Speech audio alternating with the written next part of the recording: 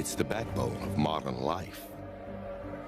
It's in the food we eat, the houses we live in, and the cars we drive. One of the most important commodities in the world, oil. But what if it all suddenly disappeared? Martial law has been declared to deal with the emergency. Food shipments are being delivered to New York. Hundreds of thousands are on the move. They say the cities are growing too dangerous. What might happen to our cities, our food, our very way of life?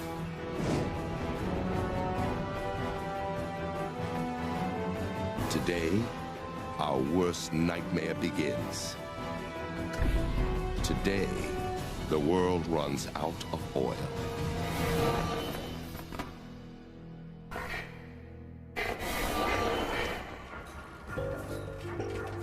Oil.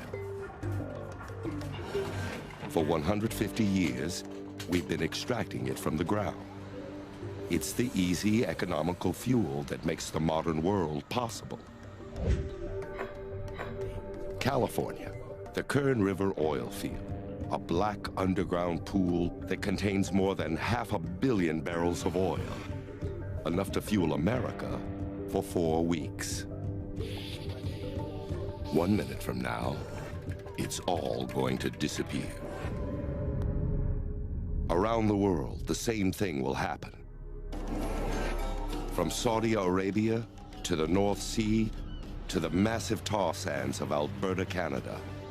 All the oil that drives our cars, flies our planes, powers our factories, even the oil below the ground, is about to vanish.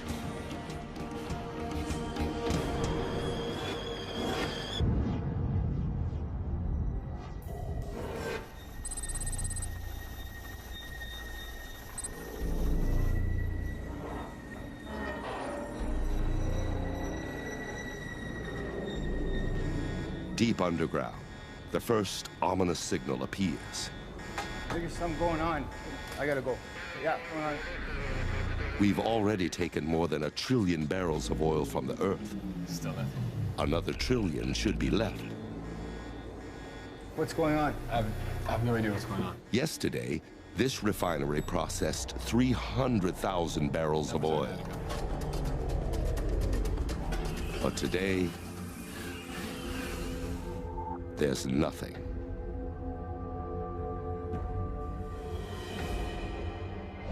It's a crisis some predicted. Now, it's reality. And the world must react.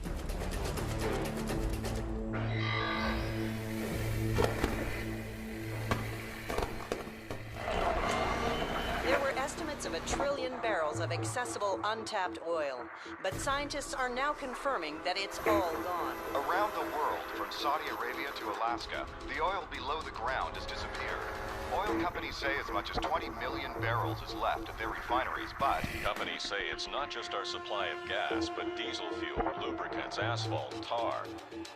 All of the products that are made from oil will be severely affected if we can't find more oil. Thousands of tankers carrying millions of barrels of oil are on the move.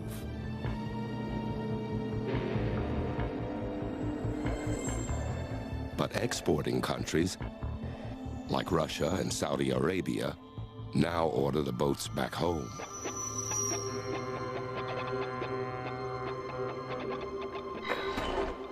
To the U.S., it's a huge blow. It imports more oil than any other country in the world. Every day, the U.S. produces over 8 million barrels of oil, but it consumes more than twice that amount. Now, we're 8 million barrels short and growing. There are reports of long lines at gas stations as people try to stock up. Expect 2 to 3 hour delays.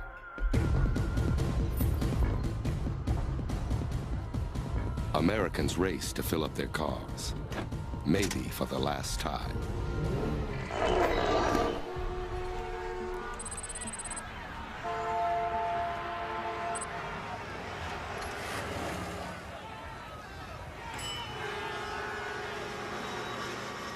In 1973, the oil embargo caused some American stations to run out of gas.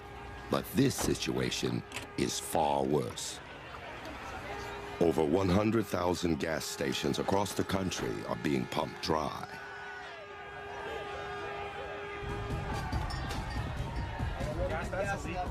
And it's happening all over the world.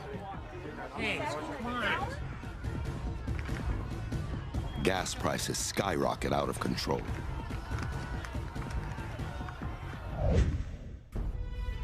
Many countries have oil in reserve.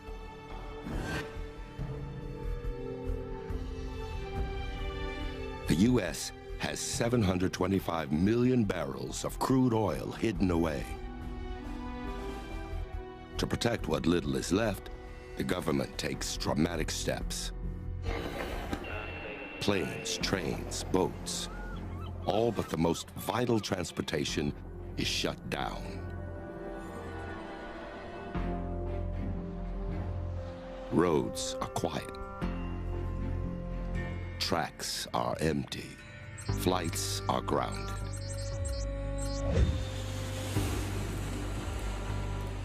The 4 million people flying today are now stranded.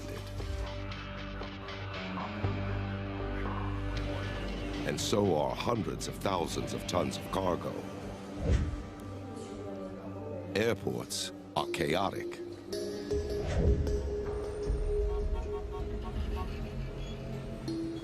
The economic fallout is swift. Panic forces the government to halt stock trading, just like after 9/11.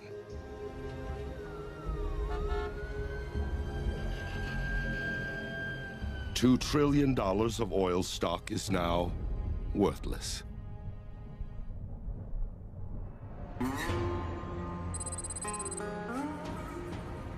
More than 400,000 people working in the U.S. oil industry are suddenly out of a job. Going up to Mexico? Sure. All right. They try to get home All right, let's move. any way they can.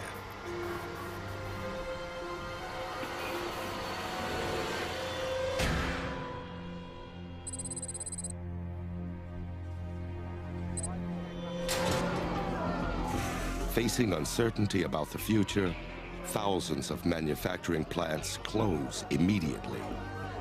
Millions more lose their jobs. Oil is one of the most powerful, versatile fuels on the planet. It's made from dead plants and animals that are compressed and heated over hundreds of millions of years. It's in everything from toothpaste to lipstick, polyester to plastics. Now, it's all gone. An enormous chain reaction has been set in motion. What's your name? Need a bed in here, Stat. Let's get him on the... Crippling every part of our lives. Let's go. Our hospitals, our food, our power, and the crisis is just beginning.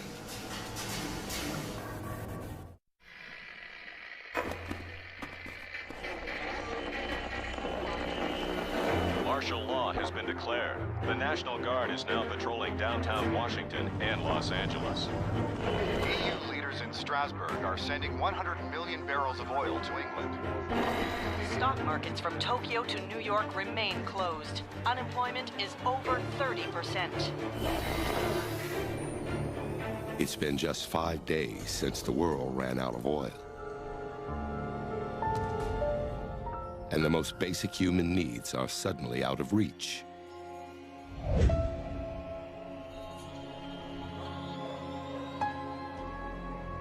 Food terminals across North America are closed.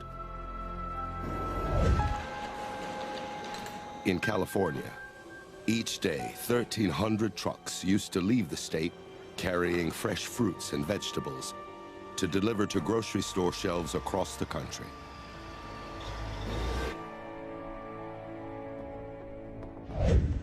Now, the trucks sit idle, and groceries aren't being delivered. New York and other big cities are hit hardest. It takes on average about 1 football field of farmland to raise enough food for just one person for 1 year. Without oil-fueled transportation, it's nearly impossible to feed a city of millions. A quick trip to the grocery now takes hours. Armed guards are posted at every store. Before the crisis, 30% of fresh fruits and vegetables didn't make it onto shelves because of small imperfections. Now, everything is up for grabs.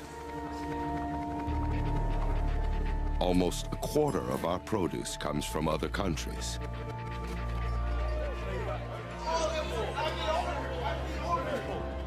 But that won't last.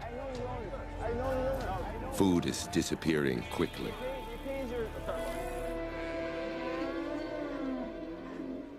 Farms have too many mouths to feed. An adult cow eats 100 pounds of feed a day. A pig needs 8 pounds. In an ironic twist, animals once raised for food are now facing starvation. The fragile power system is falling into darkness.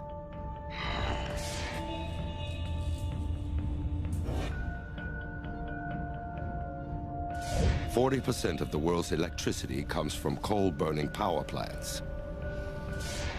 This plant in England burns coal that comes from as far away as the US. All of it arrives here by train. Each car carries enough coal to power a small town for a day. But without oil, the trains are no longer running. Blackouts spread across North America. Florida is hit hard. It relies heavily on electricity generated directly from burning oil.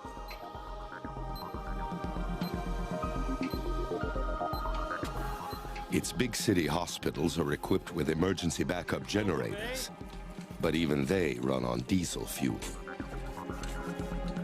A Miami hospital is on its last tank of diesel. There's only enough to last 8 more hours. In San Francisco, law and order is breaking down.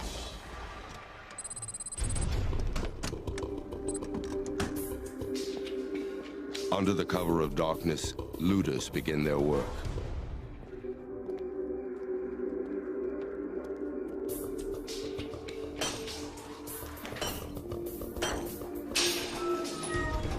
People are desperate. And they're not just looking for food.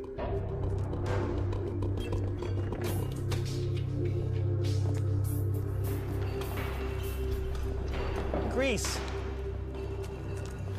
Diesel. Yeah. We can use this. Diesel engines can run on cooking oil, new or used. This is what we need. An average car needs around 10 gallons of gas to travel 300 miles. Liquid gold. Diesel engines are 30% more efficient.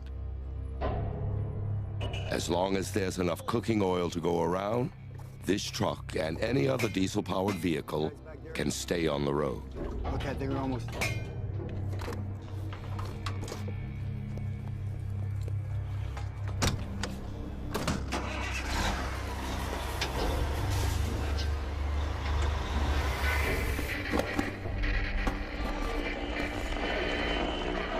The European Union has taken control of the air airports and rail lines. Rationing of fuel for emergency food shipments will begin soon in the hardest hit areas. The White House is warning that the oil reserves are down to just 500 million barrels. Experts predict that the United States may run out by the end of the year. It's now 30 days since the world's oil disappeared. Governments around the globe take drastic action.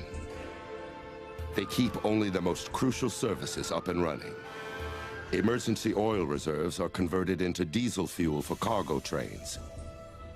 These trains deliver coal to power plants to keep electricity on. Some basic electrical services are restored in countries around the world. In North America, electricity is now delivered through a system of isolated power grids. It can no longer be sent from grid to grid.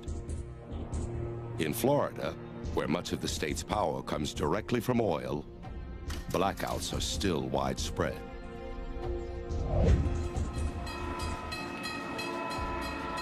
Emergency fuel gets passenger trains rolling again. But now, they're carrying food, not people. Transporting food is rapidly draining the world's emergency reserves. The U.S. only has enough oil to last another 11 months. Cars that once defined the country are in danger of becoming obsolete.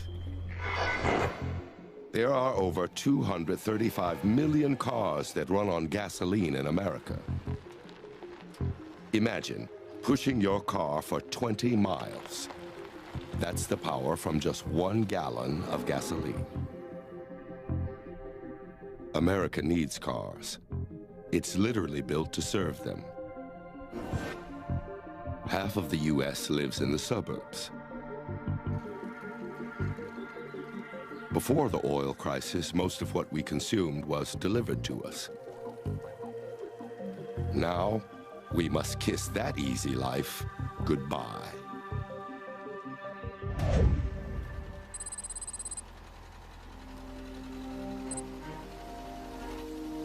Americans are desperate for an alternative. In the Midwest, 400,000 farmers plant a new crop. These fields once grew different fruits and vegetables. Now, there's only soybeans. Oil can be extracted from soybeans and turned into diesel fuel. And there are other options. 150 million acres of land is now devoted to growing corn for ethanol, a fuel alternative for gas-powered cars.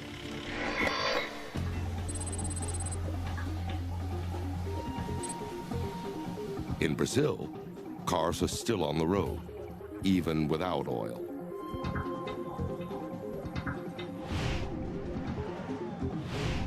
Here, cars and trucks are running on ethanol made from sugarcane.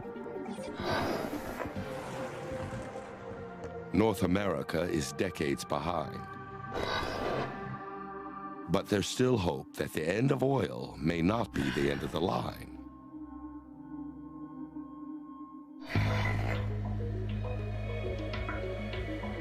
Thousands of electric cars are on the streets. On a planet without oil, they could point the way to a new future. But another, more immediate challenge is on the horizon.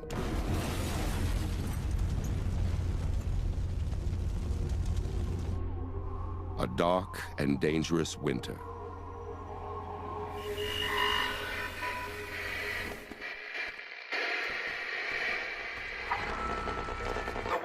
Has announced that the big three automakers have been taken over by Washington. They'll concentrate on making electric trucks to supplement food deliveries along with diesel. The Department of Agriculture has announced an aggressive plan to plant sugarcane throughout Florida, Louisiana, and Hawaii this winter to speed up ethanol production. Food shipments from area farms to New York, Philadelphia, and Boston have been further reduced to every other day. It's now 5 months since the world ran out of oil. In big cities throughout the U.S., food terminals are closed. Hungry people don't have enough to eat. Long lines form at train stations awaiting food shipments.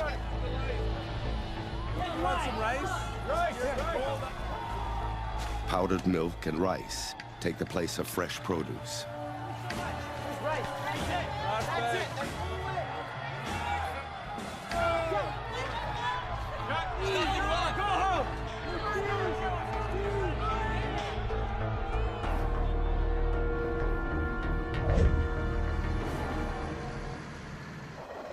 Coal deliveries, fire trucks, and other essential services are still receiving fuel from emergency reserves, for now. But nearly everything else is at a standstill. To stretch the final reserve barrels as long as possible, the U.S. dramatically reduces its oil consumption. Even so, in a few months, there won't be enough oil for any food deliveries at all.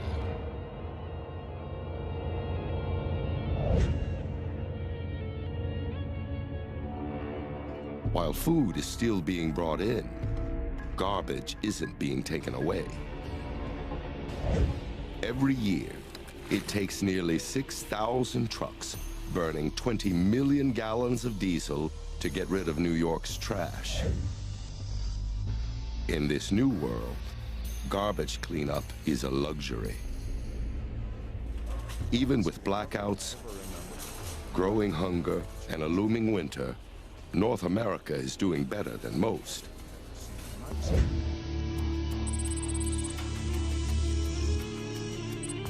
"6,000 miles away, an economic disaster is unfolding.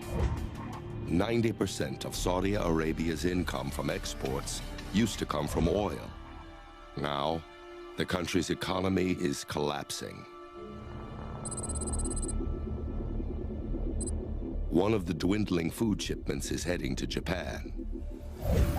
The country used to import 60% of its nutritional needs. Now the population of one of the world's most prosperous countries is beginning to starve.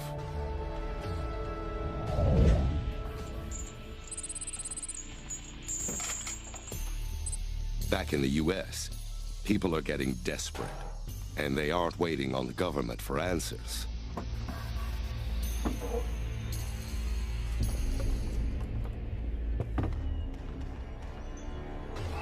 That's good. That's good.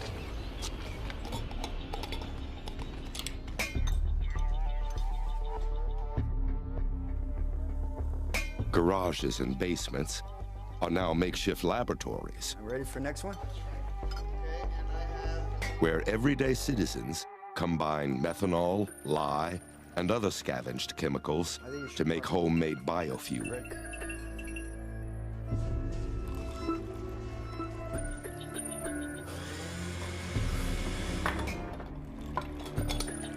I think this one's ready and you can get... It's a dangerous gamble, but if it pays off, it could fuel an escape out of the city.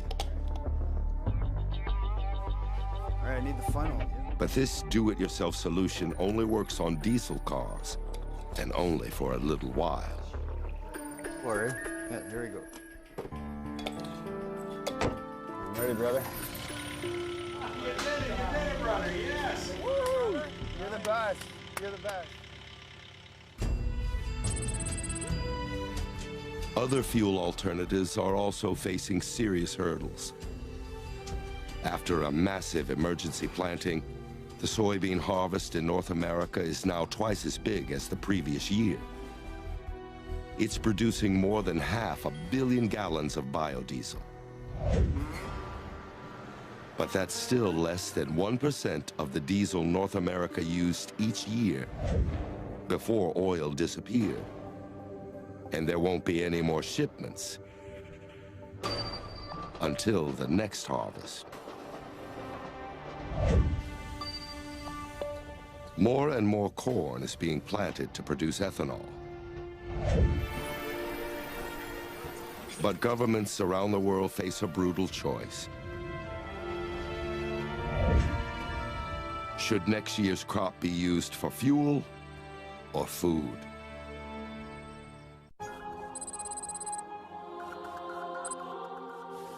In a world without oil, hospitals are running out of critical supplies.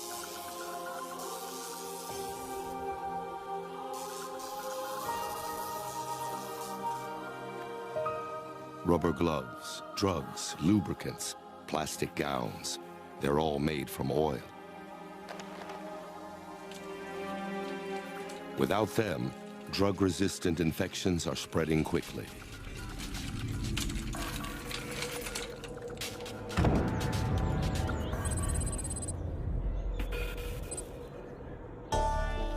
In big cities, some families are managing to survive. But things are taking a turn for the worse.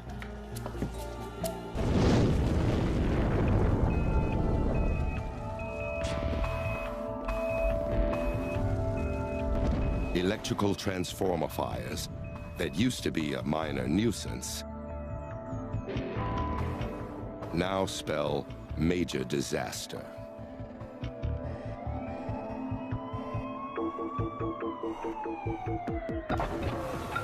Abandoned cars block emergency ambulances.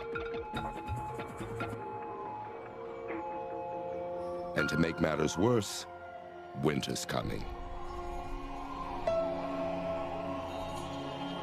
Put in all your winters. For millions, it's time to make a decision. Hunker down in a crowded, dangerous city, or get out.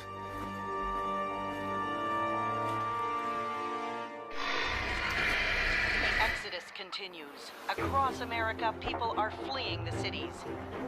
It's being called Emergency government transport. By foot, by sled. However they can, they're getting out. As the temperature plummets, hundreds of thousands of people are leaving. New York, Chicago, Detroit. They're heading Throughout Europe, the destinations are Spain, Greece, and southern France. All are being overwhelmed by desperate immigrants trying to escape numbing cold.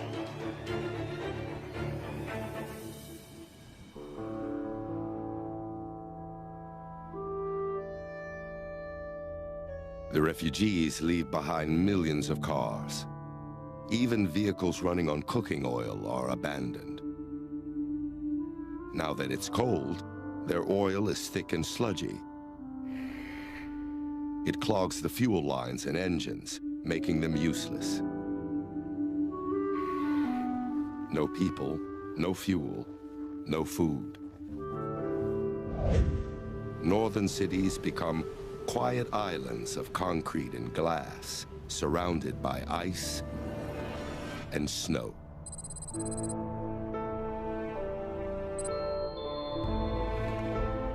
Most people head south, but some flee further north.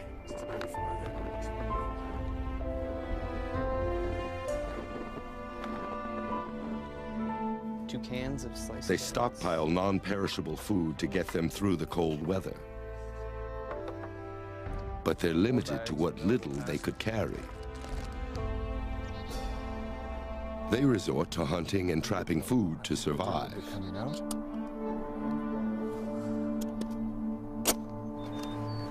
An adult male needs about 210,000 calories to get through the winter.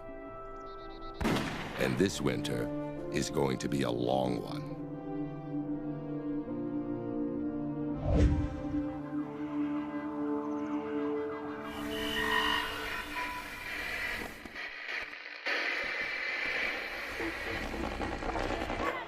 It's a famine worse than the mid-1980s when 1 million died.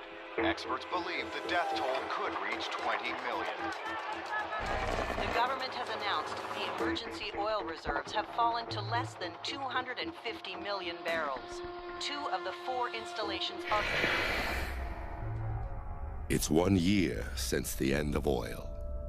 The U.S. is increasingly isolated.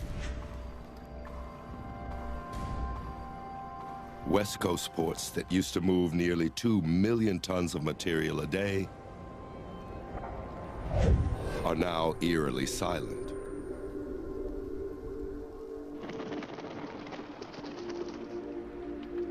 From Russia to Japan, ports are closed.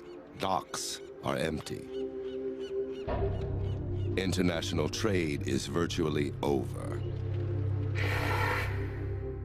Brand new cars will never be driven.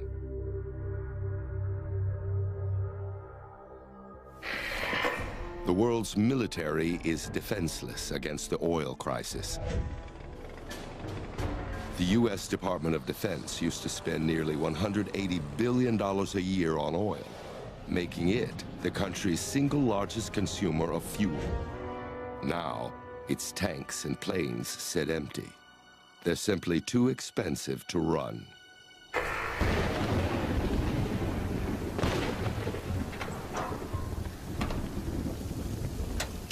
Emergency vehicles take priority.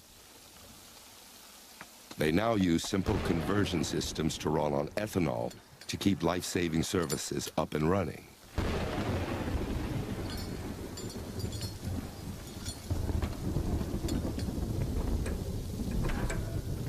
Let's go!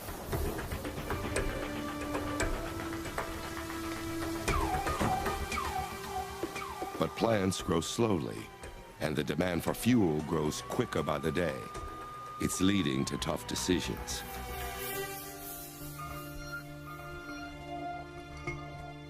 The U.S. has turned a record 40% of its corn crop into ethanol. But more corn in the gas tank means less corn at the kitchen table.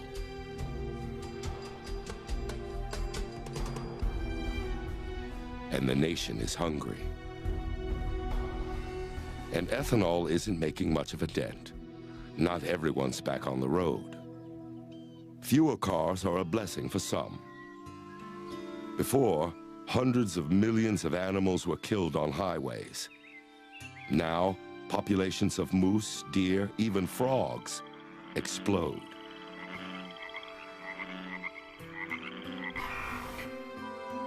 But farm animals aren't so lucky. Farms no longer get deliveries of feed.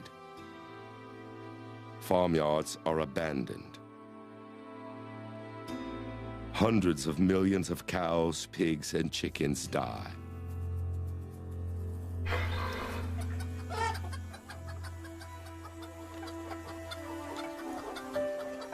The hands of time seem to slowly move backwards. As factory farms collapse, many people return to a simpler way of life. They're left with no choice but to eat what they can grow. Global food production is now increasingly local. Farms spring up in empty city lots. In suburbs, families plant whatever they can.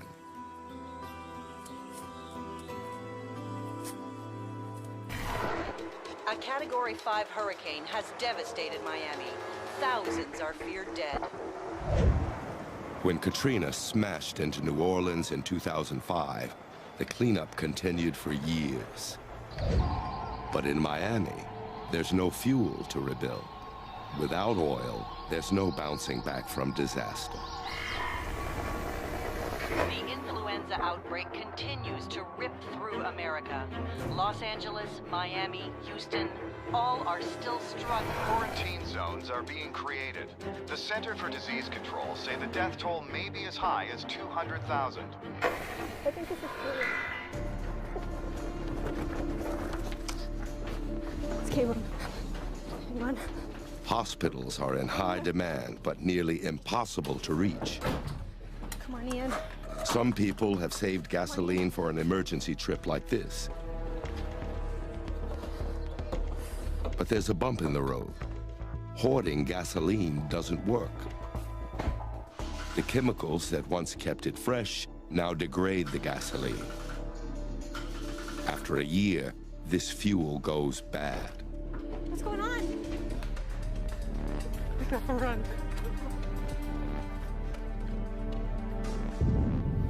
A world that was once so closely connected is falling apart.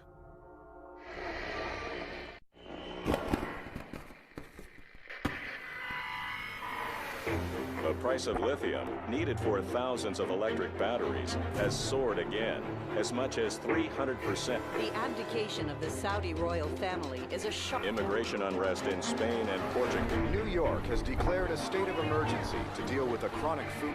It's a migration that's never been.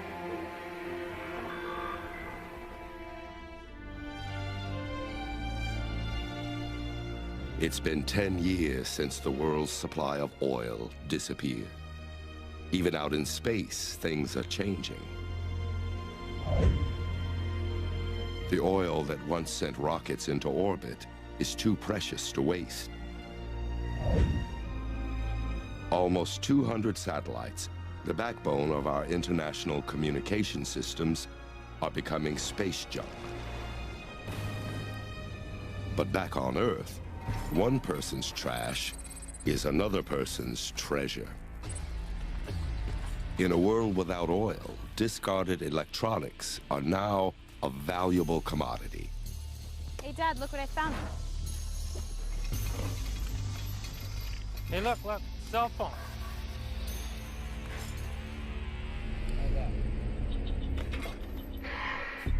A ton of used cell phones contains almost 10 ounces of gold, nearly 300 pounds of copper, and over 6 pounds of silver, vital materials in a world where trade has stopped.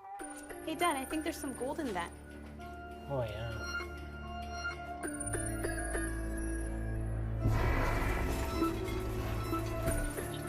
And it's not just electronics. Plastic takes hundreds of years to disappear. Bottles and containers, once carelessly tossed out, are being recovered and reused.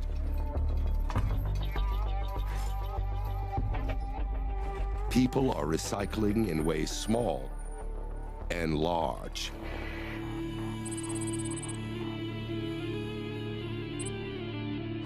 Container vessels are being harvested. 90% of a ship can be recycled, mostly for steel, a cheap raw material for building. But not all ships are being torn apart. Hundreds of boats are running on biodiesel. This ship is carrying the first delivery of lithium to North America.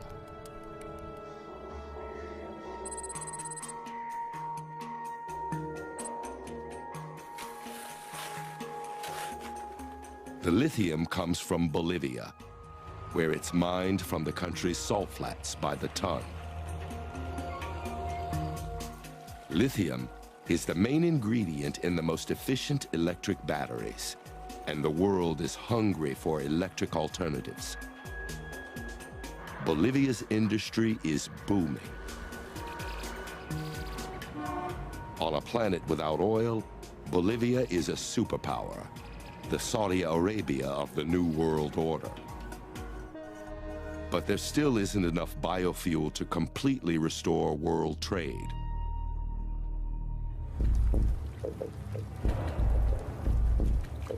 But there's hope in algae. Algae can be processed into oil and produce 30 times more energy per acre than other biofuels.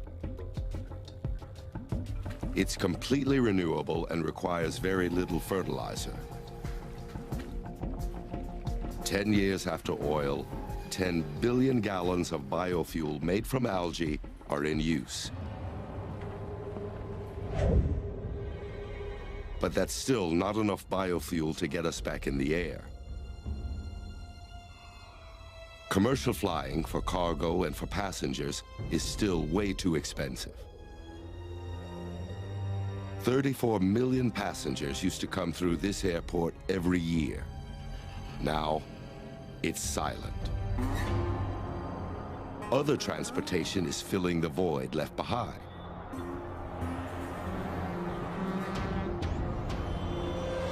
Nearly 2 million cargo trucks are back on the road. They bring hospitals vital supplies like gloves, syringes, and tubing, now made from natural gas. City hospitals are clean and safe and ready to serve again.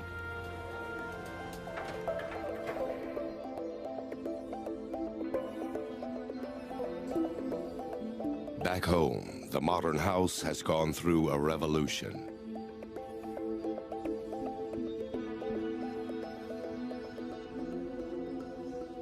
But the human toll has been great. Communities are fractured.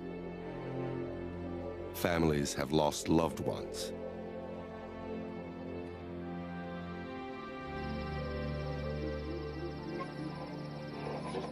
Experts warn that the levels of natural gas are dropping, and there are also warnings that we're rapidly consuming the global coal reserves.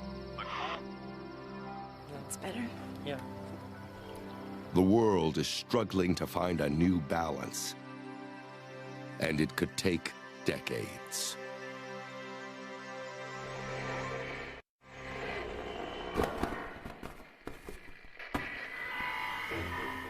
Hostilities continue as China expands its lithium exploration across the Tibetan border.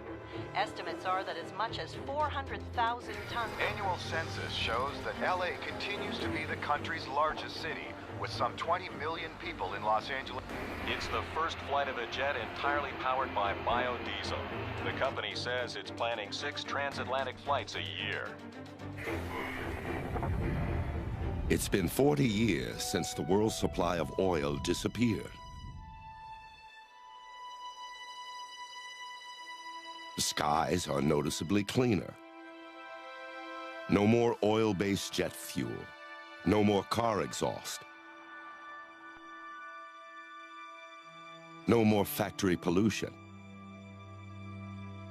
In Canada, the US, and Mexico alone, 3.5 billion tons of toxic pollutants have vanished every year since the global oil supply ran dry. In North America, people are venturing back into northern cities. They're transforming the ruined roads and buildings. Abandoned apartments become greenhouses. People are farming in downtown New York.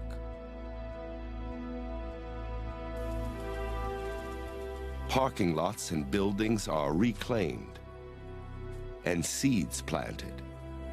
New York City's Central Park is now a massive 800-acre farm that helps feed returning residents.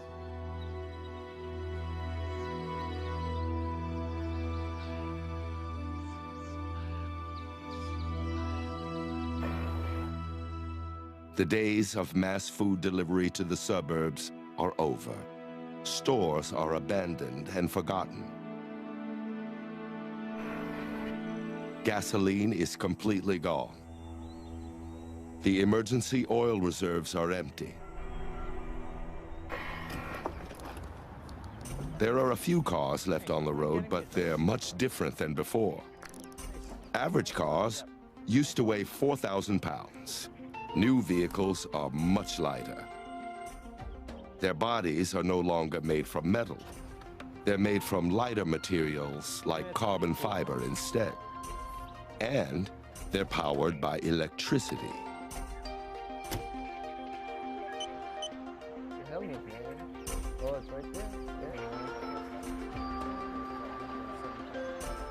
But these cars are pricey, and the lithium to power their batteries is still in short supply.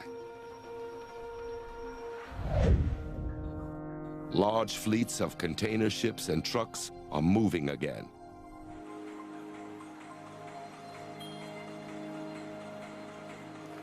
Thanks to algae biofuel. In North America, huge new bioreactors are converting 10 million acres of algae into all the fuel the country needs. After it's processed, it's pumped through the very pipelines once used to move oil around the world. Electricity is driving transportation. Electric trains are linking people around the planet. Like in the 19th century, cities are once again growing up along rail lines. Other cities are abandoned.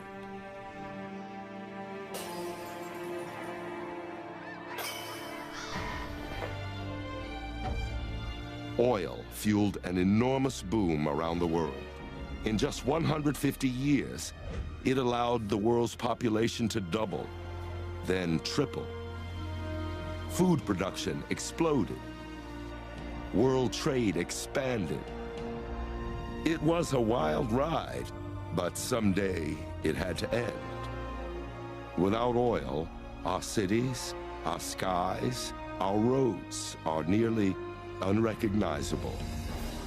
Now, society has a second chance to reimagine itself after oil.